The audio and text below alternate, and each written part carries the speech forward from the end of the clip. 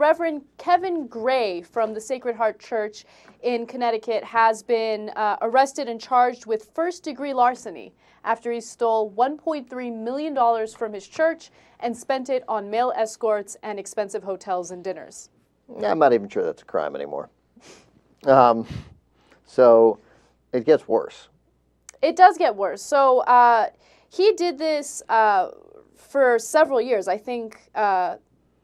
Yeah, over a period of years. Yeah, over a period of years. And he would basically write checks to himself. His salary was supposed to be $28,000 a year.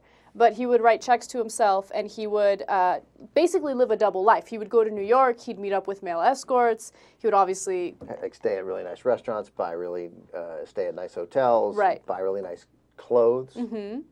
But I liked the couple of things in the story. One, the image that he portrayed back home. Oh, absolutely. Okay, so let me tell you just how extreme his double lives were, okay?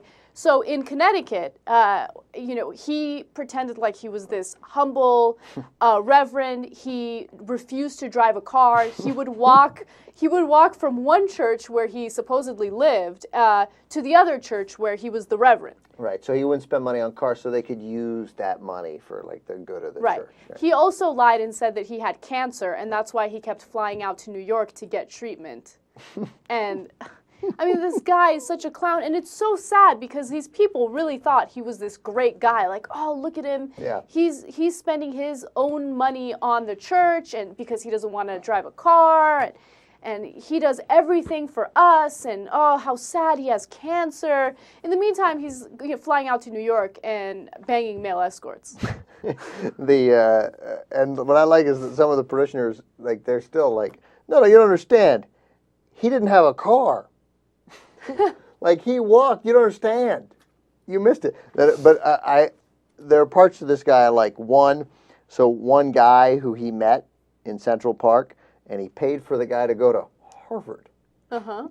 So find out where some of the money went. He pays for the guy to go to Harvard. He bought him a piano and dogs. Right, he bought him dogs, and then he would always pay for the veterinary bills. Yeah. He paid for the piano. He bought him a piano.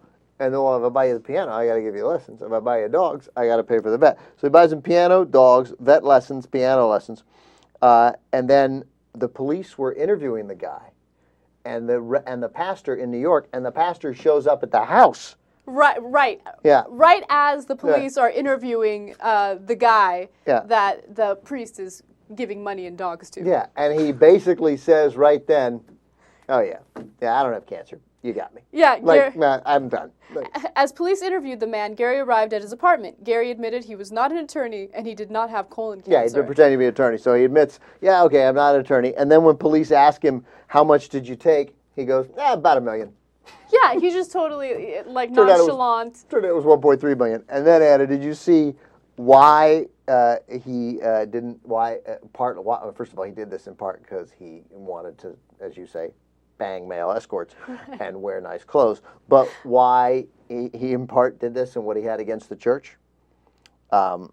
Police say Gray told him he grew to hate being a priest, upset with the archdiocese, believed he was getting the worst church assignments.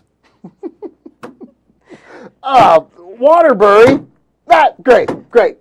I'm going to steal $1.3 million now. Waterbury, Jesus. I always get the worst church assignments. Fucking Pope.